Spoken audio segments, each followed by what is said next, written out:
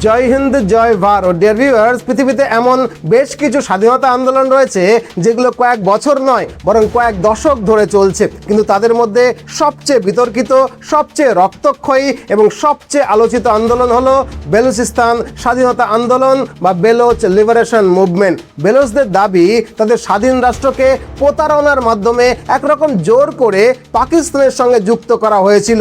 তারা কখনোই স্বেচ্ছায় পাকিস্তানের অংশই হতে চায়নি, তাই এখন তারা আবারও তাদের স্বাধীন রাষ্ট্রকে ফিরে পেতে চায়। আর এই বিশ্বাস থেকেই গত কয়েক দশক ধরে তারা পাকিস্তান সেনাবাহিনীর বিরুদ্ধে সশস্ত্র লড়াই চালিয়ে যাচ্ছে। গত কয়েক বছরে কখনো পাক সেনাবাহিনী, পাক পুলিশ, কখনো রেলপথ, চীনের সিপেক প্রকল্প, আবার কখনো চীনা নাগরিকদের উপরে একের পর এক হামলা চালিয়েছে বেলোচ লিবারেশন আর্মি। অন্যদিকে পাকিস্তানের দাবি পুরোপুরি উল্টো। তাদের মতে বেলুচিস্তান শুরু থেকেই পাকিস্তানের অবিচ্ছেদ্য অংশ ছিল, তাই যারা অস্ত্র হাতে রাষ্ট্রের বিরুদ্ধে যুদ্ধ করছে সেই বেলোচ লিবারেশন আর্মি কেবলমাত্র একটা সশস্ত্র বিচ্ছিন্নতাবাদী গোষ্ঠী।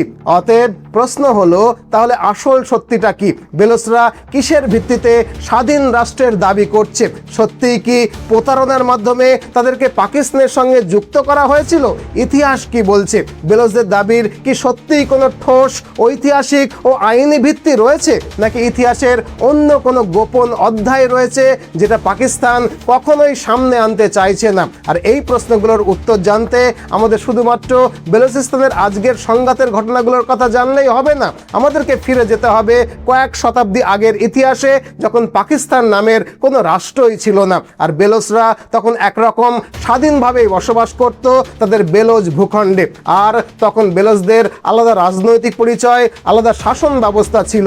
আর তাই আজকের এই ডকুমেন্টারি ভিডিওতে আমরা বেলুচিস্তানের পুরনো ইতিহাস, বিভিন্ন সময়ে বেলোচদের ভিন্ন ভিন্ন মানচিত্র, বিভিন্ন সময়ে বেলোচদের সাথে হওয়া বিভিন্ন ধরনের চুক্তি বিশ্লেষণ করে, ক্রোনোলজি মেনটেন করে বেলুচিস্তানের স্বাধীনতা আন্দোলনের পুরো ইস্যুটাকে শুরু থেকে শেষ পর্যন্ত সহজ ভাষায় বোঝার চেষ্টা করব।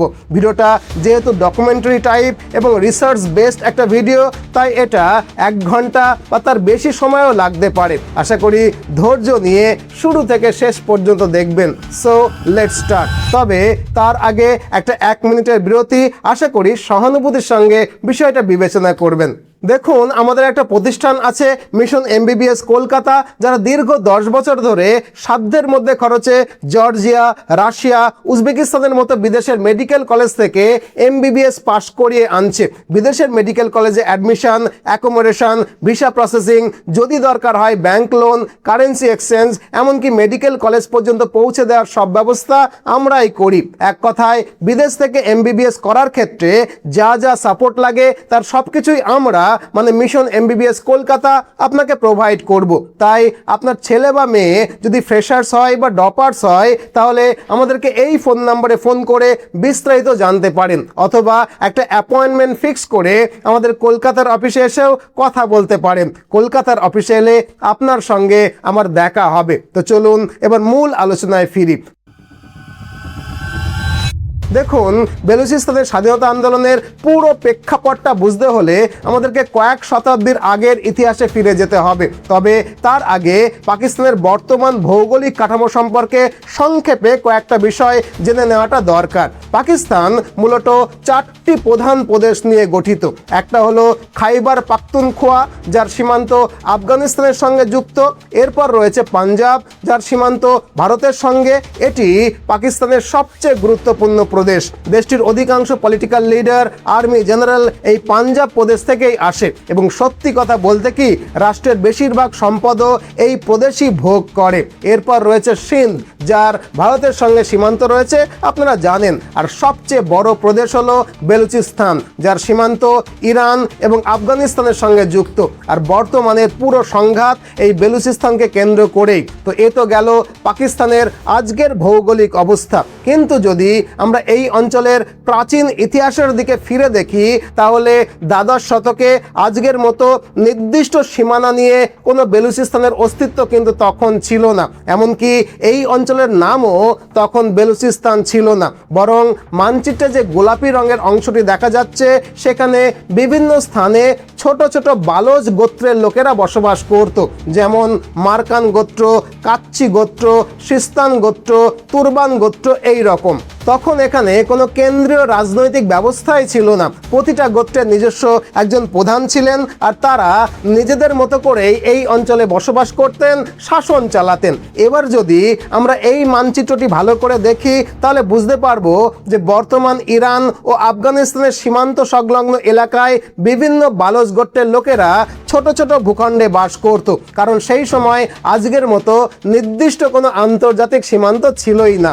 এই গোত্রগুলো যখন এই অঞ্চলে বসবাস করছিল, তখন তাদের মধ্যে মীর জালাল খান নামে একজন অত্যন্ত সম্মানিত নেতা ছিলেন। একসময় মীর জালাল বললেন, আলাদা আলাদা হয়ে থাকার চেয়ে একসঙ্গে থাকাই ভালো, কারণ কোনো বিপদ বা বহিঃশত্রুর আক্রমণ এলে সবাই যাতে ঐক্যবদ্ধভাবে একে অপরকে সহায়তা করতে পারে। মূলত এই মীর জালাল খানের নেতৃত্বেই এই অঞ্চলের 44টি গোত্রের মধ্যে আলোচনা শুরু হয় এবং সবাই একত্রিত হয়ে একটা জোট গঠন করে।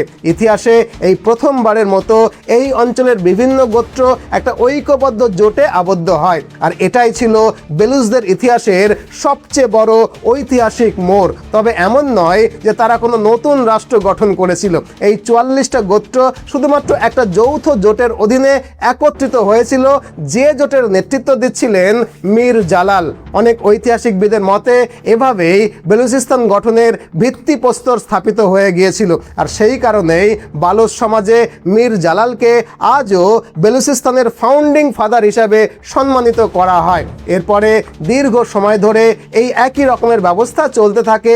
এভাবে পঞ্চদশ শতকে গিয়ে মীর জালালের পর তার পুত্র মীর চাকর রিন্দ 44টা গোত্রের নেতৃত্বে আসেন। শুরুর দিকে তিনি অবশ্য তার পিতার নীতিকেই অনুসরণ করে চলছিলেন, তবে পরের দিকে তিনি পুরো ব্যবস্থাটাকে আরও সুসংগত করে মোটামুটি একটা কেন্দ্রীয় ব্যবস্থা গড়ে তোলেন। ফলে এই সময় এই অঞ্চলকে তার নাম অনুসারে রিন্দ লাসারি ইউনিয়ন বলা হতো। বেলুচিস্তান নামটা কিন্তু তখনও আসেন। এরপরে আসে 1666 সাল। ইতিহাস তখন একটু অন্যদিকে মোড় নেয়। সেই সময় একদিকে ইরানে সাফাভি সাম্রাজ্য ক্রমশ শক্তিশালী হয়ে উঠছিল, অন্যদিকে ভারতীয় উপমহাদেশে ছিল শক্তিশালী মুঘল সাম্রাজ্য। দুটি শক্তিশালী সাম্রাজ্যের মাঝখানে অবস্থান করায় বালচ গোত্রগুলোর ওপরে রাজনৈতিক এবং সামরিক চাপ তৈরি হতে থাকে। এই পরিস্থিতিতে তারা উপলব্ধি করে যে নিজেদের নিরাপত্তাকে নিশ্চিত করতে হলে 44টি আলাদা আলাদা গোষ্ঠীতে বিভক্ত না থেকে তাদেরকেও বরং একটা শক্তিশালী কেন্দ্রীয় শাসন ব্যবস্থাকে গড়ে তুলতে হবে। আর তাই তারা আশেপাশের বড় বড় সাম্রাজ্যগুলির প্রশাসনিক কাঠামোকে পর্যবেক্ষণ করে এবং সেখান থেকে অনুপ্রাণিত হয়ে নিজেরাও একটা কেন্দ্রীয় শক্তি হিসাবে প্রতিষ্ঠিত হয়। তবে এখানে একটা কথা বলে রাখি, পরের দিকের আলোচনায় যার প্রসঙ্গটা কিন্তু বারবার ঘুরে ফিরে আসবে। কি সেটা হলো এই অঞ্চলে বসবাসকারী বিভিন্ন গোত্রের মধ্যে আহমদজাই ব্রাহুই নামে একটা গুরুত্বপূর্ণ গোত্র ছিল। মানচিত্রে যে কালাত অঞ্চলটি দেখা যাচ্ছে, এই গোত্রটি মূলত সেই কালাত এলাকাতেই বসবাস করত। এই গোত্রের একজন প্রভাবশালী নেতা ছিলেন মীর আহমদ খান। যখন কেন্দ্রীয় নেতৃত্ব প্রতিষ্ঠার আলোচনা চলছিল, তখন সব গোত্রের নেতারা একত্রিত হয়ে মীর আহমদ খানকে খান অফ কালাত উপাধিতে ভূষিত করেন। খান অফ কালাত বলতে বোঝানো হয় কালাত রাষ্ট্রের সর্বোচ্চ নেতা হিসাবে তিনি দায়িত্ব পালন করবেন। এই কালাত আর খান অফ কালাত শব্দ দুটিকে মনে রাখুন, পরবর্তী আলোচনায় বারবার কিন্তু এই শব্দ দুটি আসবে। তবে এখানে আরেকটা গুরুত্বপূর্ণ বিষয় বলে রাখি, বেলুচদের বেশিরভাগ গোত্র মীর আহমেদ খানকে সর্বোচ্চ নেতা হিসেবে স্বীকৃতি দিলেও কয়েকটা গোত্রের প্রধান স্পষ্ট করে জানিয়ে দেন, আমরা আপনাকে খান অফ কালাত হিসাবে স্বীকৃতি দিচ্ছি বটে, কিন্তু আমাদের নিজস্ব গোত্র এবং অঞ্চল আমরা নিজেরাই পরিচালনা করব। ফলে মানচিত্রে যে গাঢ় সবুজ অংশটা দেখা যাচ্ছে সেটি সরাসরি মীর আহমদ খানের শাসনের অধীনে ছিল, আর হালকা সবুজ অঞ্চলগুলো নিজেদের আভ্যন্তরীণ প্রশাসন পরিচালনা করলেও সামগ্রিকভাবে তারা খান অফ কালাতের অধীনস্থই ছিল। গাঢ় সবুজ এবং হালকা সবুজ এই দুই অংশ মিলিয়ে গঠিত হয় খানেট অফ কালাত। এই খানেট অফ কালাটের ধারণাটা মাথার মধ্যে একটু স্পষ্ট করে রাখুন, কারণ পরবর্তীকালে এই খানেট অফ কালাতই ধীরে ধীরে বেলুচিস্তান হিসাবে পরিচিতি লাভ করবে। তাই আলোচনার পরের দিকে যখনই কালাত রাষ্ট্র বা খানেট অফ কালাত নামটি শুনবেন তখনই বুঝবেন এই মানচিত্রের পুরো হালকা এবং পুরো গাঢ় সবুজ রঙের অঞ্চলকেই বোঝানো হচ্ছে। এই খানেট অফ কালাত একটা সুসংগঠিত রাষ্ট্রে পরিণত হওয়ার পর সেখানে আইন, বাণিজ্য, সেনাবাহিনী সহ রাষ্ট্র পরিচালনার প্রয়োজনীয় সমস্ত প্রতিষ্ঠানকে একে একে গড়ে তোলা হয়। এরপর দীর্ঘ সময় ধরে এই শাসন ব্যবস্থায় এখানে চলতে থাকে। ধীরে ধীরে 1749 সালে মীর আহমদ খানের নাতি মীর নাসির খান খান অফ কালাতের দায়িত্ব গ্রহণ করেন। বালোচদের কাছে এই সময়টিকে তাদের ইতিহাসের স্বর্ণযুগ হিসাবে বিবেচনা করা হয়। ক্ষমতায় আসার পর মীর নাসির খান পুরো খানেট অফ কালাতে একটা শক্তিশালী রাজনৈতিক এবং প্রশাসনিক ব্যবস্থাকে গড়ে তোলেন। তিনি একটা সুসংগঠিত বালোচ সেনাবাহিনী প্রতিষ্ঠা করেন, যেখানে প্রায় 25,000 সৈন্য ছিল। তাছাড়া সেনাবাহিনীর জন্য 1,000 উটও রাখা হয়েছিল। এখানে আরও একটা বিষয় বিশেষভাবে একটু মনে রাখবেন, খানেট অফ কালাতের অন্তর্ভুক্ত বহু গোত্রের নিজস্ব প্রশাসনিক ব্যবস্থা ছিল এবং প্রতিটা গোত্র তাদের নিজস্ব প্রধানের নেতৃত্বেই পরিচালিত হতো। তবে সবাইকেই শেষ পর্যন্ত খান অফ কালাতের সর্বোচ্চ কর্তৃত্বকে মেনে চলতে হতো। এই কারণেই মীর নাসির খান সব গোত্রের প্রধানদের নিয়ে একটা কাউন্সিল গঠন করেন, যাতে রাষ্ট্রের গুরুত্বপূর্ণ সিদ্ধান্ত নেওয়ার সময় সবাই একসঙ্গে আলোচনা করে সম্মিলিতভাবে সিদ্ধান্ত নেওয়া যায়। এই কাউন্সিলিংয়ের মাধ্যমেই রাষ্ট্রের সব গুরুত্বপূর্ণ সিদ্ধান্ত নেওয়া হতো সেই সময়। অনেকটা আজকের সংসদ যেভাবে কাজ করে সেই একই রকমভাবে এই কাউন্সিলও পরিচালিত হতো। এই অবধি সব ঠিকঠাকই চলছিল। এরপরে আসে 1830 সাল, আর এই সময় থেকেই বালোচদের প্রকৃত সংকট শুরু হয়ে যায়। এই সংকটের প্রভাব আজ পর্যন্ত চলছে। সেই সময় ব্রিটিশরা অবিভক্ত ভারতকে শাসন করছিল। একই সময়ে ব্রিটিশ সাম্রাজ্য এবং রাশিয়ার মধ্যে মধ্য এশিয়াকে কেন্দ্র করে একটা বড় ভূরাজনৈতিক প্রতিদ্বন্দ্বিতা চলছিল, ইতিহাসে যেটা দ্য গ্রেট গেম নামে পরিচিত।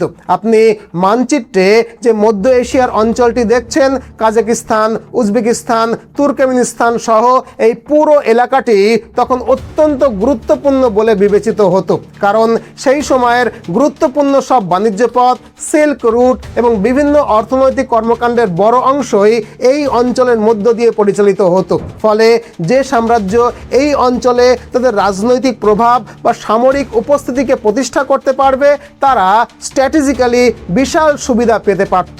এই পরিস্থিতিতে রাশিয়া ধীরে ধীরে কাজাকিস্তান, উজবেকিস্তান সহ মধ্য এশিয়ার বিভিন্ন অঞ্চলকে একে একে দখল করে নিজেদের সাম্রাজ্য সম্প্রসারিত করতে থাকে। আর এভাবেই রাশিয়া আফগানিস্তানের দিকেও অগ্রসর হতে শুরু করে। এই উদ্দেশ্যে 1837 সালে রাশিয়া তাদের একজন ডিপ্লোম্যাট বা কূটনীতিবিদ ক্যাপ্টেন ইভানকে আফগানিস্তানে পাঠায় এবং সেই সময়ে আফগান শাসক দোস্ত মোহাম্মদ খানের সঙ্গে আলোচনা শুরু করে। রাশিয়ার এই অগ্রযাত্রা ব্রিটিশদেরকে রীতিমতো উদ্বিগ্ন করে তোলে, কারণ সেই সময় ব্রিটিশদের কাছে ভারত ছিল তাদের সাম্রাজ্যের অন্যতম দামি একটা উপনিবেশ। একরকম ভারতের বিপুল সম্পদকে শোষণ করেই ব্রিটেনের সাম্রাজ্য চলছিল।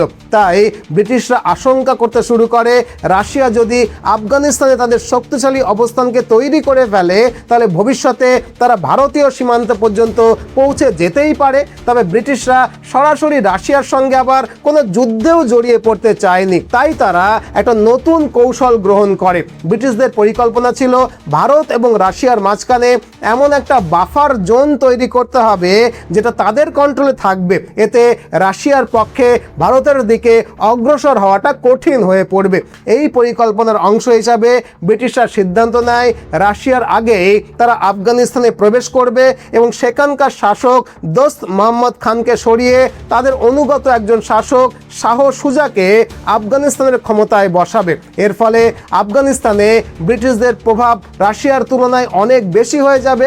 এখানে বিষয়টা একটু বুঝুন, এটা কিন্তু ব্রিটিশদের পরিকল্পনা ছিল, তারা কিন্তু এখনো এই পরিকল্পনা মাফিক কাজ করতে শুরু করেনি। কারণ আফগানিস্তানে ব্রিটিশ সেনাবাহিনী পাঠাতে হলে ভারত থেকে আফগানিস্তান পর্যন্ত একটা নিরাপদ পথের প্রয়োজন ছিল। একটা পথ ছিল উত্তর দিক দিয়ে পেশোয়ার এবং খাইবার পাস হয়ে, কিন্তু তখন সেই অঞ্চল শিখ সাম্রাজ্যের অধীনে ছিল। ব্রিটিশরা যখন তাদের সেনাবাহিনীকে এই পথ দিয়ে যেতে দেওয়ার অনুমতি চাইল, তখন শিখ সাম্রাজ্যের শাসক রাজা রঞ্জিত সিং স্পষ্টভাবে জানিয়ে দেন, ব্রিটিশ সেনাবাহিনী আমাদের ভূখণ্ড দিয়ে অতিক্রম করতে পারবে না।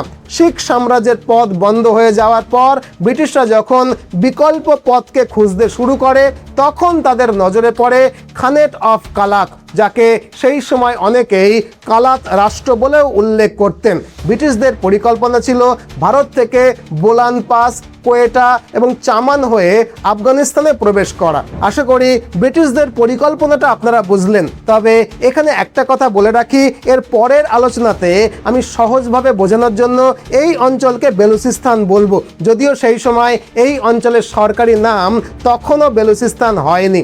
যাই হোক, এই উদ্দেশ্যে ব্রিটিশরা তাদের কূটনৈতিক বা ডিপ্লোম্যাট আলেকজান্ডার বার্নসকে তৎকালীন খান অফ কালাত মেহরাব খানের কাছে পাঠায়, যাতে তিনি অনুমতি নিতে পারেন, একটা চুক্তি স্বাক্ষর করতে পারেন এবং সেনাবাহিনীর জন্য নিরাপদ পথকে নিশ্চিত করতে পারেন। মূলত ব্রিটিশরা তখন অত্যন্ত শক্তিশালী ছিল, তারা শুধু যে এই পথকে ব্যবহার করতে চেয়েছিল এরকমটা নয়, বরং এই গুরুত্বপূর্ণ অঞ্চলের ওপরে তাদের নিয়ন্ত্রণও প্রতিষ্ঠা করতে চেয়েছিল। প্রথমে তারা মেহরাব খানের সঙ্গে একটা চুক্তি করে, তারা জানায় তারা কালাত রাষ্ট্রকে আর্থিক সহায়তা দেবে, এর বিনিময়ে ব্রিটিশ সেনাবাহিনী তাদের এই পথটাকে ব্যবহার করবে। ব্রিটিশরা তখন এতখানি শক্তিশালী ছিল যে একরকম পরিস্থিতির চাপে পড়ে মেহরাব খান সেই চুক্তিকে মেনে নেন। আর এখান থেকেই শুরু হয় এমন একটা ঘটনা যার প্রভাব আজ পর্যন্ত শেষ হয়নি। কারণ 1839 সাল নাগাদ আফগানিস্তানে আক্রমণ চালানোর জন্য ব্রিটিশদের যখন কালাত রাষ্ট্রের ভেতর দিয়ে সেনাবাহিনী পাঠানোর সময় হলো, তখন মেহরাব খানের সঙ্গে ব্রিটিশদের আনুষ্ঠানিক চুক্তি থাকা সত্ত্বেও স্থানীয় বালস জনগণ এই সিদ্ধান্তে কোনো রকমভাবেই সন্তুষ্ট ছিল না। তাদের বক্তব্য ছিল, এটা আমাদের ভূমি, আমরা ব্রিটিশ সেনাবাহিনীকে এখান দিয়ে যেতে দেব না। ফলে তারা মেহরাব খানের স্বাক্ষরিত চুক্তির বিরোধিতা করে এবং ব্রিটিশ সেনাবাহিনীর ওপরে ছোট ছোট হামলা চালাতে শুরু করে। এই হামলাগুলোর পর ব্রিটিশদের মনে হয় যে মেহরাব খান নিজের জনগণকে হয় নিয়ন্ত্রণ করতে ব্যর্থ হচ্ছে, নতুবা তাদের এমনও সন্দেহ হয় হয়তো তিনি নিজেই ইচ্ছাকৃতভাবেই এই সব হামলাকে থামাতেই চাইছে না। ব্রিটিশদের মনে আরও একটা সন্দেহ হয় যে মেহরাব খানের সঙ্গে আফগান শাসকদের গোপন কোনো যোগাযোগও থাকতে পারে। সব মিলিয়ে ব্রিটিশদের ধারণা হয় যদিও মেহরাব খান আনুষ্ঠানিকভাবে চুক্তি করেছেন, কিন্তু আড়াল থেকে তিনিই হয়তো এই সব ব্রিটিশ বিরোধী কর্মকাণ্ডকে সমর্থন জুগিয়ে যাচ্ছেন। এই সন্দেহ এবং এই ক্ষোভ থেকেই 1839 সালের নভেম্বর মাসে ব্রিটিশরা কালাত রাষ্ট্রে সামরিক অভিযান চালায়, মেহরাব খানকে হত্যা করে এবং মেহরাব খানের আত্মীয় শাহ নওয়াজ খানকে নতুন খান অফ কালাত হিসেবে বসানো হয়, যিনি ব্রিটিশদের নির্দেশ অনুযায়ী কালাতের শাসন ব্যবস্থাকে পরিচালনা করতে শুরু করেন। এই সময় ব্রিটিশরা বুঝতে পারেন যদি রাশিয়ার বিরুদ্ধে এই অঞ্চলটাকে কার্যকরভাবে একটা বাফার জোনে পরিণত করতে হয়, তাহলে কালাত রাষ্ট্রের ওপরে পার্মানেন্টভাবে কন্ট্রোল রাখাটা অত্যন্ত জরুরি। তবে ব্রিটিশদের উদ্দেশ্য পুরো কালাত রাষ্ট্রকে সরাসরি নিজেদের উপনিবেশে পরিণত করা কিন্তু কখনোই ছিল না, কারণ তখন এই অঞ্চলের বিশাল অংশ সম্পূর্ণভাবে জনবিরল ছিল এবং অত্যন্ত দরিদ্র জনগোষ্ঠী এখানে বসবাস করত। তাই পুরো এলাকা সরাসরি শাসন করতে গেলে যে বিপুল সেনাবাহিনী মোতায়েন করতে হতো, সেটা খুব একটা লাভজনক হতো না। তাই তারা একটু ভিন্ন কৌশল গ্রহণ করেন। তারা কালাত রাষ্ট্রকে কার্যত দুই ভাগে ভাগ করে দেয়। মানচিত্রে যে গোলাপি অংশটি দেখা যাচ্ছে কোয়েটা, বোলান পাস, চামান এবং চাগাই এই গুরুত্বপূর্ণ অঞ্চলগুলো ব্রিটিশরা সরাসরি নিজেদের সামরিক নিয়ন্ত্রণে নিয়ে নেয়। অন্যদিকে বাকি অঞ্চলগুলো তারা নিজেদের অনুগত শাসকদের ক্ষমতায় রেখে পরোক্ষভাবে নিয়ন্ত্রণ বজায় রাখে। প্রয়োজনে আর্থিক সহায়তাও দেওয়া হতো যাতে আভ্যন্তরীণ অঞ্চলগুলো তাদের কন্ট্রোলের বাইরে কোনো অবস্থাতেই না যেতে পারে। তবে এখানে একটা বিষয় মনে রাখাটা খুবই জরুরি, ভারতের মতো পুরো কালাত রাষ্ট্রকে ব্রিটিশরা কখনোই সরাসরি উপনিবেশে পরিণত করেনি। এইভাবে একদিকে তারা আফগানিস্তানে সামরিক অভিযান চালায়, বিভিন্ন রাজনৈতিক সমঝোতা করে, নানান কৌশলে নিজেদের প্রভাব বিস্তার করে, একই সঙ্গে ইরানেও ব্রিটিশরা তাদের প্রভাবকে বাড়াতে থাকে। অবশেষে ভারত ও রাশিয়ার মাঝখানে যে বাফার জোন তৈরির পরিকল্পনা তারা করেছিল তা অনেকখানি বাস্তবায়িত হয়। এমনকি এই বাফার জোনকে কার্যকর করবার জন্য ব্রিটিশরা কালাত রাষ্ট্রের সীমানাও আনুষ্ঠানিকভাবে নির্ধারণ এবং নথিভুক্ত করার কাজও শুরু করে, কারণ তার আগে আজকের মতো নির্দিষ্ট কোনো আন্তর্জাতিক সীমান্ত তো ছিল না। বিভিন্ন অঞ্চলের মধ্যে বিস্তীর্ণ জনবিরল এলাকা ছিল যেগুলোকে মূলত সীমান্তবর্তী অঞ্চল বা ফ্রন্টিয়ার হিসেবে ধরা হতো। কিন্তু যখন ব্রিটিশরা কালাত রাষ্ট্রের সীমানাকে আনুষ্ঠানিকভাবে নির্ধারণের কাজ শুরু করলেন, তখন কালাত রাষ্ট্রের ইরান এবং আফগানিস্তান সংলগ্ন বেশ কিছু এলাকা গোল্ডস্মিথ লাইন এবং গন্ডামার্ক চুক্তির মতো বিভিন্ন সমঝোতার মাধ্যমে ইরান এবং আফগানিস্তানের হাতে তুলে দেওয়া হয়। এর উদ্দেশ্য ছিল ইরান এবং আফগানিস্তানকে সন্তুষ্ট রাখা এবং তাদের রাশিয়ার প্রভাব বলয় থেকে দূরে রাখা।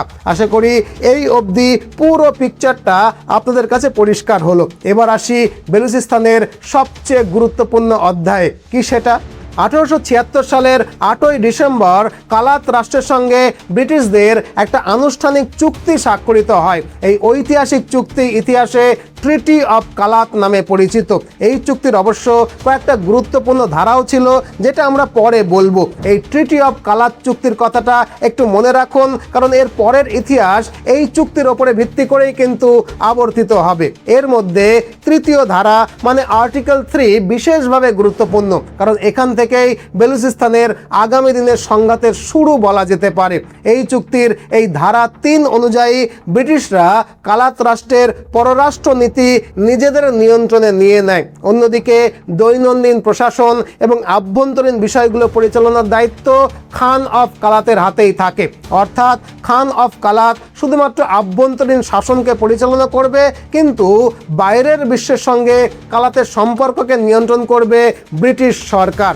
এর ফলে এই অঞ্চলে রাশিয়ার প্রভাব কার্যত শেষ হয়ে যায়। এর বিনিময়ে প্রথম দিকে ব্রিটিশরা কালাত রাষ্ট্রকে বছরে 50,000 রুপি ভাতা দিত। পরে সেই পরিমাণটা বেড়ে 1 লক্ষ রুপি করা হয়। আশা করি এই অবধি পুরো ইতিহাসটা আপনারা বুঝলেন। এবার আমরা যদি মানচিত্রের দিকে নজর দিই, তাহলে গোলাপি রঙের অঞ্চলটি ব্রিটিশরা নিজেদের সামরিক নিয়ন্ত্রণে রেখেছিল, আগেই বলেছি, আর সবুজ রঙের অংশটি পরোক্ষভাবে শাসনের জন্য খান অফ কালাতের অধীনে তারা ছেড়ে দিয়েছিল।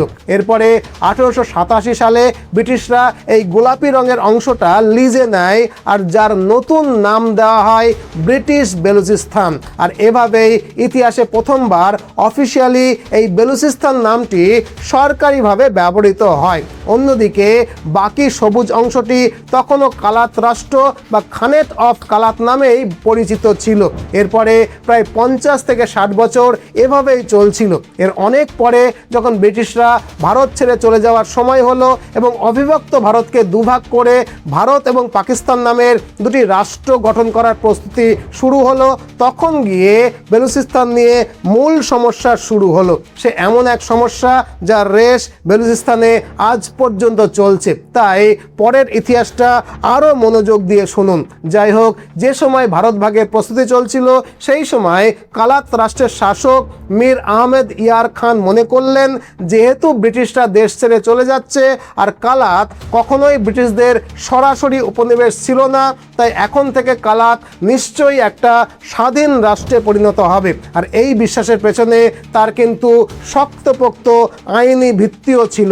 প্রথমত 1876 সালের ট্রিটি অফ কালাতের তৃতীয় ধারা মানে আর্টিকেল 3-তে ব্রিটিশ সরকার আনুষ্ঠানিকভাবে স্বীকার করেছিল যে কালাত রাষ্ট্র ব্রিটিশ সাম্রাজ্যের অংশ নয়, বরং কালাত একটি স্বাধীন রাষ্ট্র। অন্যদিকে যে অঞ্চলটিকে পরে ব্রিটিশ বেলুচিস্তান বলা হয় সেটি স্থায়ীভাবে দখল করা হয়নি, বরং ব্রিটিশ প্রশাসন এটিকে লিজে নিয়েছিল বা ভাড়ায় নিয়েছিল। এছাড়া 1886 সালে ব্রিটিশ প্রশাসনের একটা সরকারি প্রতিবেদনে স্পষ্টভাবে উল্লেখ করা হয়েছিল যে খান অফ কালাত একজন স্বাধীন শাসক, যিনি কেবলমাত্র একটা চুক্তির মাধ্যমে ব্রিটিশ সরকারের সঙ্গে তার সম্পর্ককে বজায় রেখেছেন।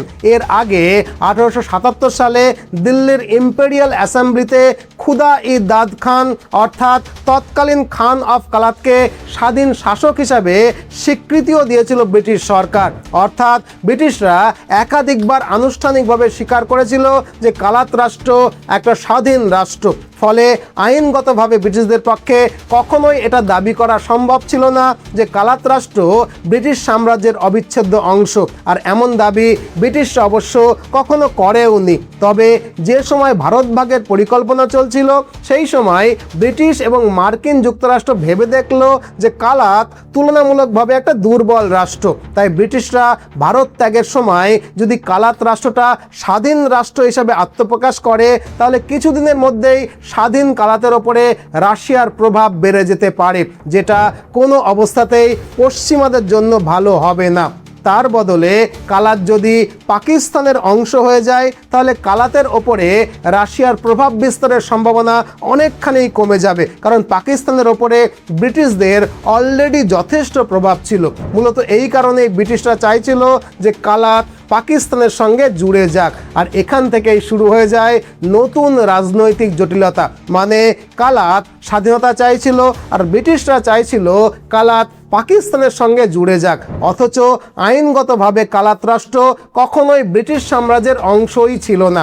জটিলতাটা উপলব্ধি করতে পারছেন নিশ্চয়ই। যদি বুঝে থাকেন তাহলে ভালো কথা, আর যদি বুঝে না থাকেন তাহলে আগের 2 মিনিট আরও একবার শুনে নেবেন প্লিজ, কারণ এর মধ্যেই আজকের বেলুচিস্তানের সমস্যার একেবারে প্রাণভোমরা লুকিয়ে আছে।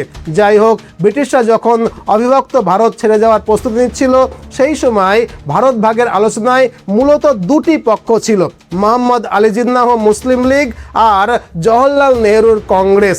অবিভক্ত ভারতের কোন অংশ কার অধীনে যাবে তা নিয়ে এই 2 পক্ষের মধ্যে আলোচনা চলছিল আমরা জানি, আর কালাত কোনো পক্ষেই যোগ না দিয়ে স্বাধীন রাষ্ট্র হবে এই জেদ নিয়ে বসেছিল। এই পরিস্থিতিতে পাকিস্তান একটা চালাকির আশ্রয় গ্রহণ করে। জিন্নার পরিকল্পনা ছিল ব্রিটিশরা ভারত ছাড়ার আগেই কালাত রাষ্ট্রকে আনুষ্ঠানিকভাবে স্বাধীন রাষ্ট্র হিসেবেই বরং ঘোষণা করে দিক, কারণ কালাত একবার স্বাধীন রাষ্ট্র হিসাবে স্বীকৃতি পেয়ে গেলে ভারতের আর দাবি করার কোনো জায়গাই থাকবে না। পরবর্তীকালে ছলে বলে কলে কৌশলে পাকিস্তান কালাতকে গ্রাস করে নেবে। এখন স্বাভাবিকভাবেই এখানে একটা প্রশ্ন ওঠে, পাকিস্তান কিভাবে এত কনফিডেন্ট ছিল যে ব্রিটিশরা চলে যাওয়ার পরপরই তারা কালাতকে দখল করে নিতে পারবে? দেখুন, এর পেছনে মূলত 2টি কারণ ছিল। প্রথমত, এই অঞ্চলে মুসলিম জনসংখ্যা ছিল সংখ্যাগরিষ্ঠ, ফলে স্থানীয় জনগণকে মুসলিম রাষ্ট্রের স্বপ্ন দেখানো যাবে বলে জিন্না বিশ্বাস করত। দ্বিতীয়ত, এই এলাকার সঙ্গে ভারতের কোনো স্থল সীমান্ত ছিল না, ফলে ভারত যদি এখানে সামরিক হস্তক্ষেপও করতে চায় তাহলে কোনো স্থল সীমানা না পেয়ে হস্তক্ষেপই করতে পারবে না। ফলে মানচিত্রে যে গোলাপি অংশটা দেখা যাচ্ছে অর্থাৎ ব্রিটিশ বেলুচিস্তান, ব্রিটিশরা চলে যাওয়ার পর সেই লিজের প্রশাসনিক দায়িত্ব খুব স্বাভাবিকভাবেই পাকিস্তানের কাছেই হস্তান্তর করার পরিকল্পনা করা হয়। এই সব কিছু ব্রিটিশরা খুবই প্ল্যানফুলি করছিল। এ তো গেল গোলাপি অংশের কথা। এবার মানচিত্রের হালকা সবুজ অংশটার কথা বলি। এই অঞ্চলের বিভিন্ন গোষ্ঠী প্রধান কালাত রাষ্ট্রের সঙ্গে যুক্ত থাকলেও তারা নিজেদের এলাকাতে অনেকখানি স্বাধীনভাবে শাসন করতেন। আগেই বলেছি, মোহাম্মদ আলী জিন্নাহ এই গোত্রের প্রধানদের সঙ্গে ভালো সম্পর্ক গড়ে তুলছিলেন একটু একটু করে। তিনি তাদেরকে বোঝানোর চেষ্টা করেন যে ব্রিটিশরা চলে যাওয়ার পর পাকিস্তান একটা ইসলামিক রাষ্ট্র হবে।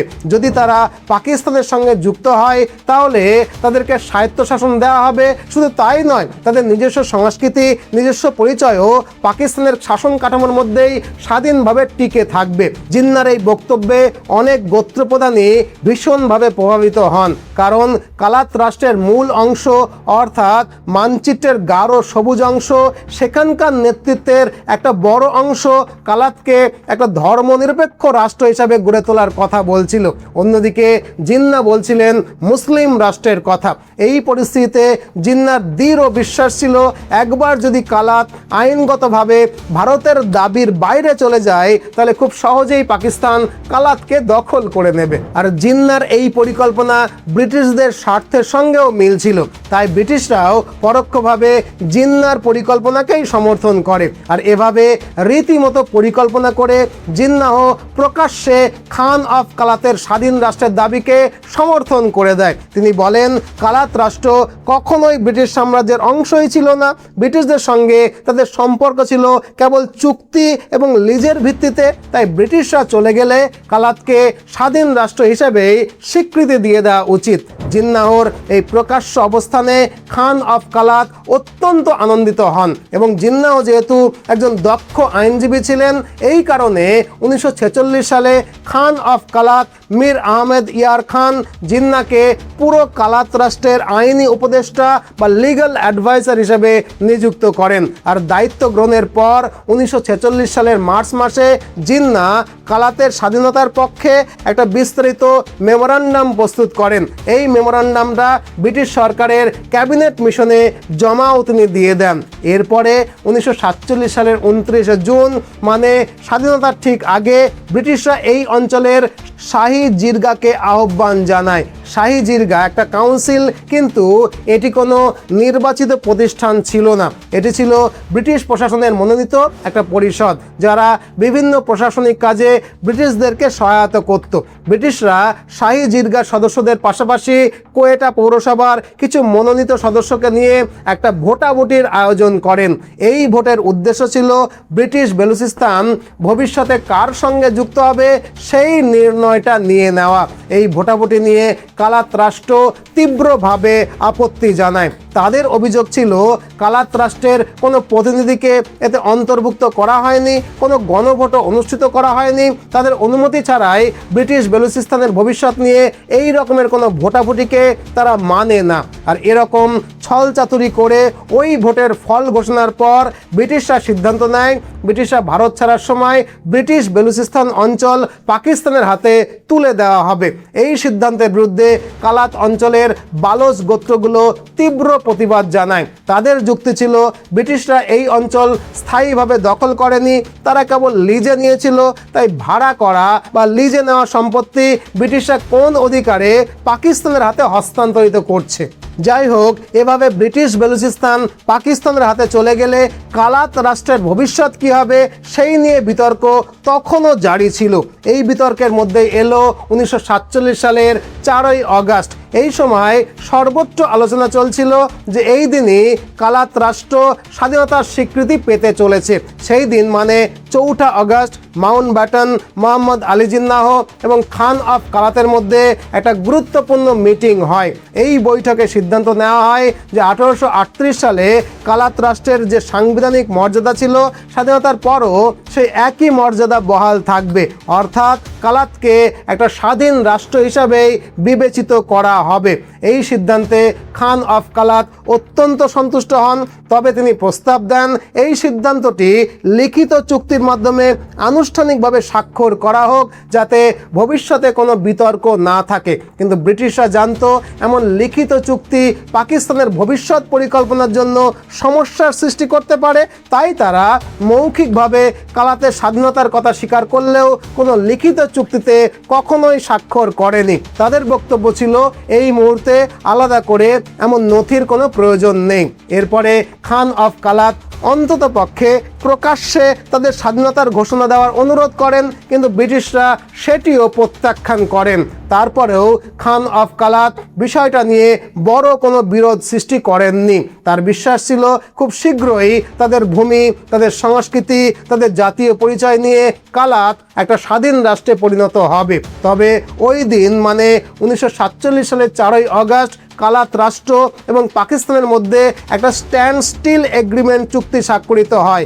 এই চুক্তিতে পাকিস্তান আনুষ্ঠানিকভাবে কালাত রাষ্ট্রকে একটা স্বাধীন রাষ্ট্র হিসাবে স্বীকৃতি দিয়ে দেয়। এর ফলে ভারতের পক্ষ থেকে কালাতের ওপরে সম্ভাব্য সব রকমের দাবি কার্যত শেষ হয়ে যায়। এখন আপনি এই যে স্ট্যান্ড স্টিল এগ্রিমেন্টের তারিখ ইন্টারনেটে খুঁজে দেখেন, তাহলে অনেক জায়গায় 11ই আগস্ট 1947-এর উল্লেখ দেখতে পারেন, কিন্তু আসলে চুক্তিটি 4ই আগস্ট স্বাক্ষরিত হয়েছিল আর 11ই আগস্ট এই সিদ্ধান্তকে আনুষ্ঠানিকভাবে ঘোষণা করা হয়েছিল।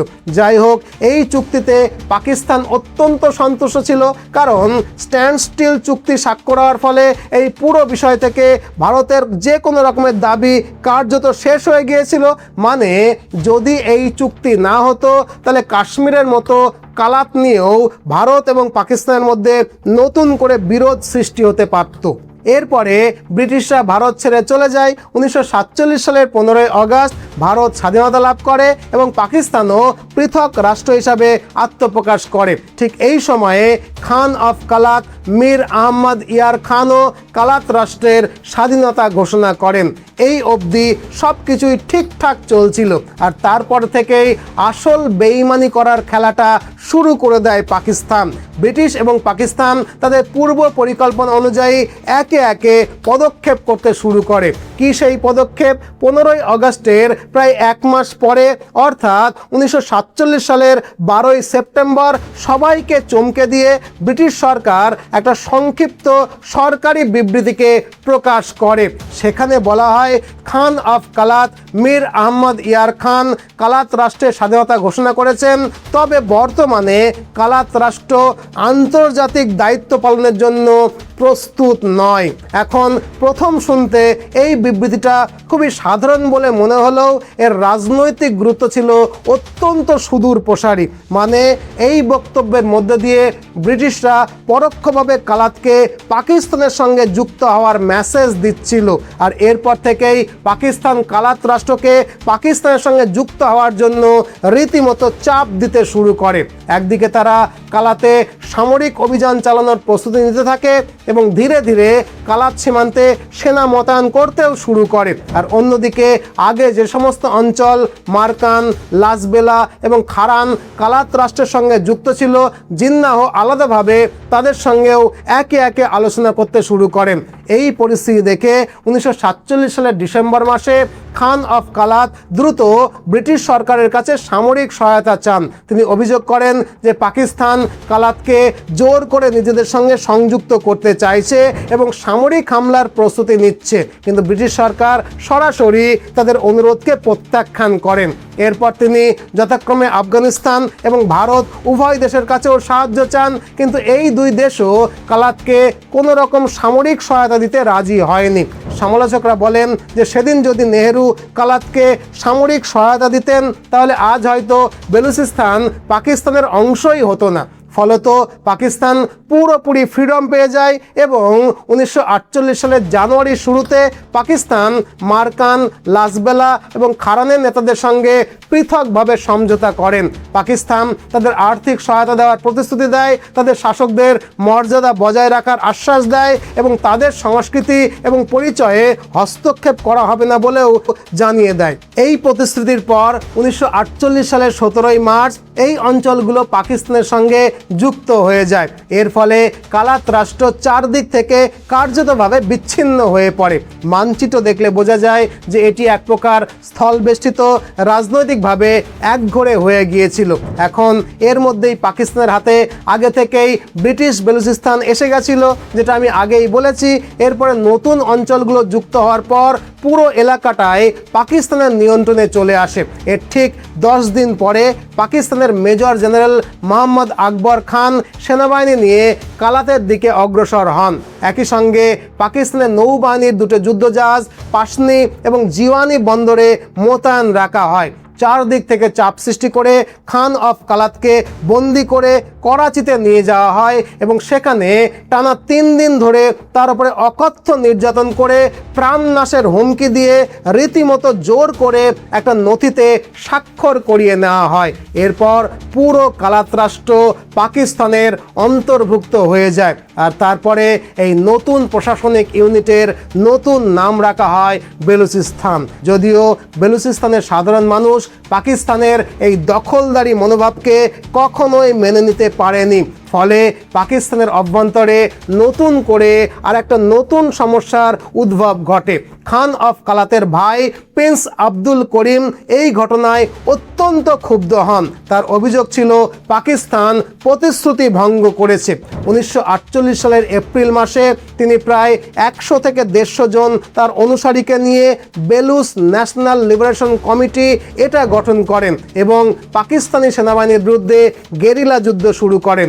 এই পয়েন্টটা মনে রাখুন যে বেলুচ ন্যাশনাল লিবারেশন কমিটি 1948 সালে পাকিস্তানের আগ্রাসনের বিরুদ্ধে গড়ে উঠেছিল, এটা কিন্তু কমিটি, এটা মাথায় রাখুন। প্রিন্স আব্দুল করিম আফগানিস্তান সীমান্ত সংলগ্ন দক্ষিণ পশ্চিম বেলুচিস্তানের খারান পাহাড় এবং নুস্কি পাহাড় এলাকায় তাদের ঘাঁটি গড়ে তোলেন এবং সেখান থেকে গেরিলা যুদ্ধ শুরু করেন।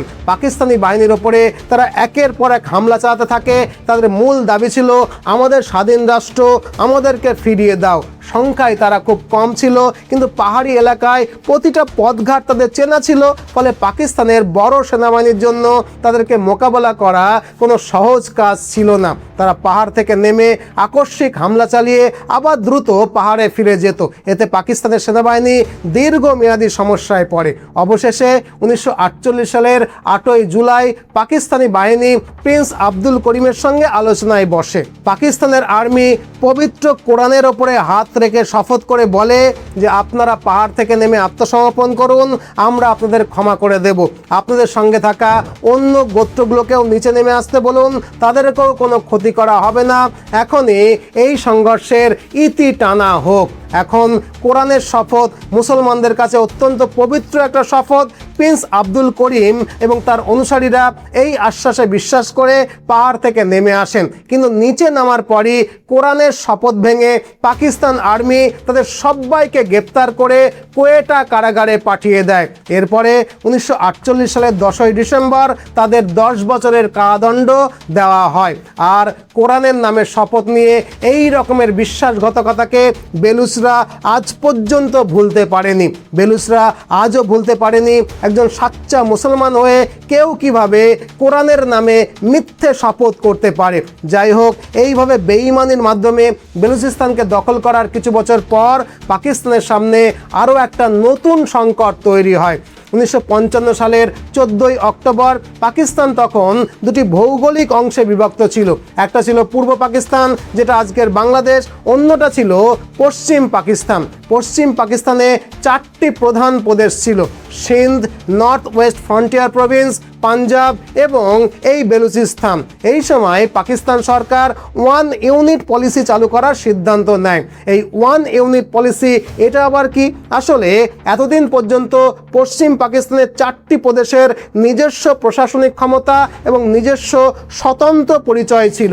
1 ইউনিট পলিসির মাধ্যমে পাকিস্তান সরকার রাজ্যগুলোর সেই স্বতন্ত্র প্রশাসনিক ক্ষমতা এবং স্বতন্ত্র পরিচয়কে বাতিল করে সব কিছুকে কেন্দ্রীয় সরকারের অধীনে নিয়ে আসতে চাইছিল। আর সবচেয়ে মজাদার বিষয় হলো সেই সময় কেন্দ্রীয় প্রশাসনে প্রাধান্য ছিল মূলত পাঞ্জাবের পলিটিক্যাল লিডারদের হাতে, যেটা এখনও রয়েছে। আর এই 1 ইউনিট পলিসিকে শুরু থেকেই বেলুচিস্তানের সাধারণ মানুষ বিরোধিতা শুরু করেছিল, কারণ বহু প্রাচীন সময় থেকেই বেলুচিস্তানের নিজস্ব ইতিহাস, স্বতন্ত্র পরিচয়, এমনকি নিজস্ব সাংবিধানিক কাঠামোও রয়েছে।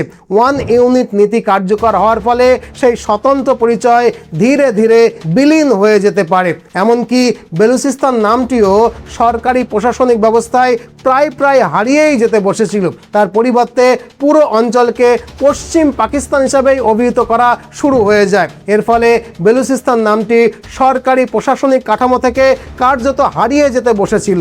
শুধু তাই নয়, বেলুচদের আরও অভিযোগ ছিল বাস্তবে পাকিস্তানে তারা তৃতীয় শ্রেণীর নাগরিকে পরিণত হয়েছিল। তাদের স্বতন্ত্র রাজনৈতিক প্রতিনিধিত্ব কার্যত বিলুপ্ত হয়ে গিয়েছিল। পাকিস্তানের কেন্দ্রীয় প্রশাসনে পাঞ্জাবের পলিটিক্যাল লিডারদের নেতৃত্বে গুরুত্বপূর্ণ সব সিদ্ধান্তগুলো পাশ হয়ে যেত, সেখানে বেলুচিস্তানের প্রতিনিধিদের কোনো দামই ছিল না। ফলে এই ওয়ান ইউনিট পলিসির বিরোধিতা করে বেলুচিস্তান জুড়ে প্রবল বিক্ষোভ, প্রবল প্রতিবাদ আন্দোলন শুরু হয়ে যায়। পরিস্থিতি এতটাই উত্তপ্ত হয়ে ওঠে যে 1958 সালে পাকিস্তান সরকার এই পুরো এলাকায় মার্শাল ল জারি করে দেয়। আর মার্শাল ল জারি হওয়ার পর বেলুচিস্তানের মানুষের যেটুকু মৌলিক অধিকার ছিল সেটাও কেড়ে নেওয়া হয়। পুরো বেলুচিস্তান পাকিস্তানের একটা খোলা কারাগারে পরিণত হয়। পাকিস্তান আর্মির অত্যাচারে অতিষ্ঠ হয়ে বেলুচিস্তানের ঝালাওয়ান অঞ্চলে জেহরি গোত্রের 80 বছর বয়সী নবাব নওরোজ খান নামের এক প্রবীণ নেতা পাকিস্তানের বিরুদ্ধে দৃঢ় অবস্থান গ্রহণ করেন। তার আহ্বানে আশেপাশের বহু তরুণ বালুচও এই আন্দোলনে অংশ নেয়। এখানে একটা বিষয় অবশ্য বলতেই হয় যে আজও বেলুচিস্তানে যখন কোনো বিদ্রোহ বা যখন কোনো আন্দোলন হয় তখন অনেক জায়গার মতো শুধুমাত্র সাধারণ মানুষকে সামনে পাঠিয়ে নেতারা কিন্তু কখনোই পেছনে বসে থাকে না, বরং বেলুচদের বহু নেতাই নিজেরাই সামনের সারিতে এসে লড়াই করেন। প্রয়োজনে নিজের সন্তান, নিজের পরিবারের সদস্যদেরকেও সামনে দাঁড়িয়ে লড়াইয়ে অংশ নেওয়ার উৎসাহ দেন। নবাব নওরোজ খানও নিজের পরিবারের সদস্যদের নিয়েই কিন্তু আন্দোলন শুরু করেন। প্রায় 140 জন তার সঙ্গে যোগ দিয়ে পাকিস্তানের বিরুদ্ধে সশস্ত্র প্রতিরোধ গড়ে তোলেন। তারা ঝালাওয়ান অঞ্চলে কোহ-ই মুরাদ এবং জেহরি পাহাড়ে আশ্রয় গ্রহণ করেন। সেখান থেকে তারা আগের বেলুচ বিদ্রোহীদের মতোই গেরিলা কৌশলে পাকিস্তানি বাহিনীর ওপরে আকস্মিক হামলা চালিয়ে আবারও পাহাড়ে ফিরে যেতেন। এর ফলে পাকিস্তানের সেনাবাহিনীর জন্য তাদের দমন করা অনেকখানি কঠিন হয়ে পড়ে। শেষ পর্যন্ত পাকিস্তান সরকার আবারও আলোচনার উদ্যোগ নেয়। সরকার তখন সামনে এসে তাদেরকে প্রতিশ্রুতি দেয়, আপনারা যদি ওয়ান ইউনিট নীতির বিরুদ্ধে আপনাদের সশস্ত্র আন্দোলনকে বন্ধ করেন তাহলে আমরা এই নীতিকে প্রত্যাহার করে নেব এবং আপনাদের সবাইকে সাধারণ ক্ষমা করে দেওয়া হবে।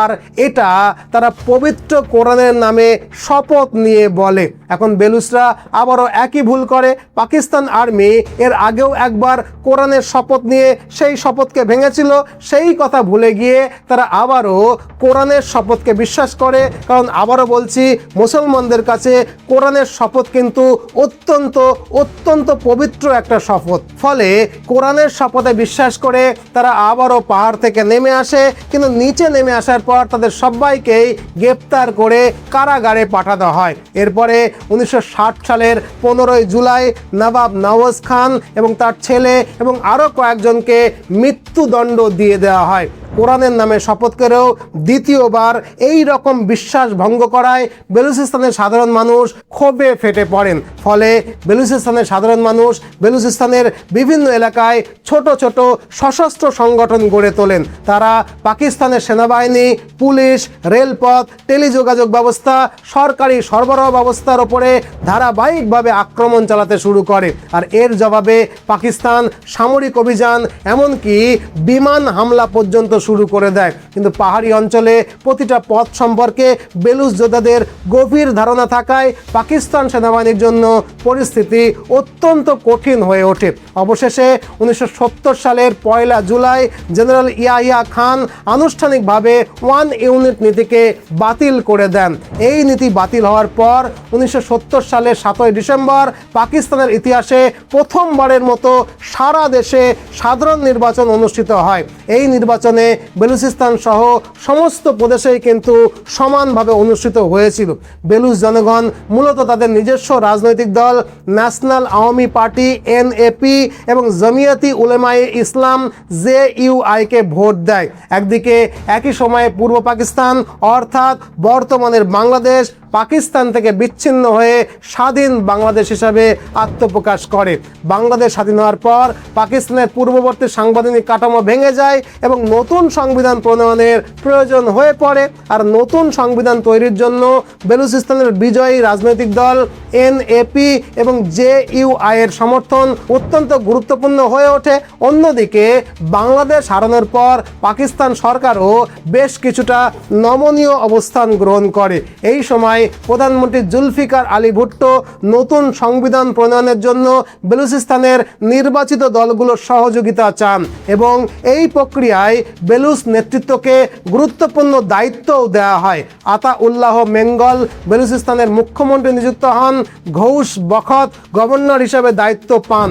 এছাড়া বেলুচিস্তানের বিভিন্ন অঞ্চলের নেতৃত্ব স্থানীয় ব্যক্তিদের হাতে তুলে দেওয়া হয়। এই সব সিদ্ধান্তে বেলুচদের মধ্যে কিছুটা হলেও পজিটিভ মনোভাব তৈরি হয়। ফলে বেলুচদের বিজয়ী রাজনৈতিক দলগুলো পাকিস্তানের নতুন সংবিধান প্রণয়নে প্রয়োজনীয় সমর্থন দিয়ে দেয়। এভাবে সমস্ত প্রক্রিয়া সম্পন্ন হওয়ার পর জুলফিকার আলী ভুট্টো পাকিস্তানের নতুন প্রধানমন্ত্রী হন। কিন্তু প্রধানমন্ত্রী হিসাবে ক্ষমতায় বসার পরেই জুলফিকার আলী ভুট্টো আবারও বেইমানি করতে শুরু করে। ভুট্টো সরকার অভিযোগ তোলে যে এনএপি পাকিস্তানের বিরুদ্ধে ষড়যন্ত্র করছে এবং বিদেশি শক্তির সঙ্গে যোগাযোগ রেখে রাষ্ট্রবিরোধী কার্যকলাপে জড়িত হয়ে পড়েছে। এই অভিযোগে 1973 সালের 10ই ফেব্রুয়ারি বেলুচিস্তানের প্রধান রাজনৈতিক দল এনএপিকে নিষিদ্ধ ঘোষণা করা হয় এবং পুরো বেলুচিস্তান জুড়ে ব্যাপক সামরিক অভিযান চালানো হয়। বেলুচ প্রদেশের প্রায় প্রতিটা গুরুত্বপূর্ণ এলাকায় সেনাবাহিনীকে মোতায়েন করা হয়। এই সামরিক অভিযানে হাজার হাজার মানুষ প্রাণ হারায়।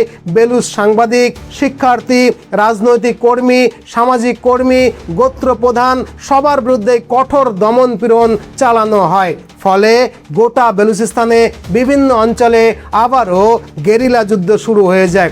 দীর্ঘ 3 দশক বিভিন্ন গোষ্ঠী এই গেরিলা যুদ্ধকে সমানে চালিয়ে যেতে থাকে। পরবর্তীকালে 2000 সালের পর সবকটা গেরিলা বাহিনী একত্রিত হয়ে একটা শক্তিশালী সশস্ত্র সংগঠন গড়ে তোলে, যার নাম বেলুচ লিবারেশন আর্মি, BLA। এখনো পর্যন্ত এই বেলুচ লিবারেশন আর্মি পাকিস্তান আর্মির সঙ্গে রীতিমতো যুদ্ধ চালিয়ে যাচ্ছে আর রীতিমতো সামরিক বাহিনী মোতায়েন করে পাকিস্তান নির্বিচারে বেলুচিস্তানের খনিজ সম্পদকে লুট করতে থাকছে। কিরকম ভাবে দেখুন, বেলুচিস্তান প্রাকৃতিক সম্পদে ভরপুর। আগেও আমি এটা বলেছি, যেমন এখানে এত পরিমাণে প্রাকৃতিক গ্যাস রয়েছে যে পাকিস্তানের বিদ্যুৎ উৎপাদনের 70% এই গ্যাসের ওপরে নির্ভরশীল।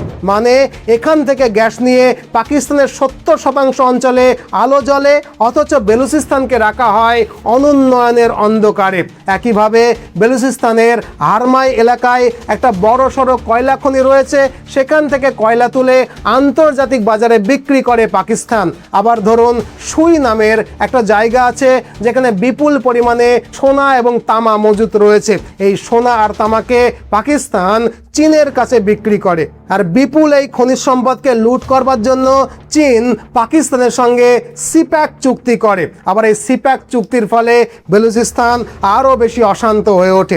এখন নিশ্চয়ই জিজ্ঞেস করবেন যে কি এই সিপ্যাক চুক্তি? দেখুন, সিপ্যাক চুক্তি হলো চায়না পাকিস্তান ইকোনমিক করিডোরের চুক্তি।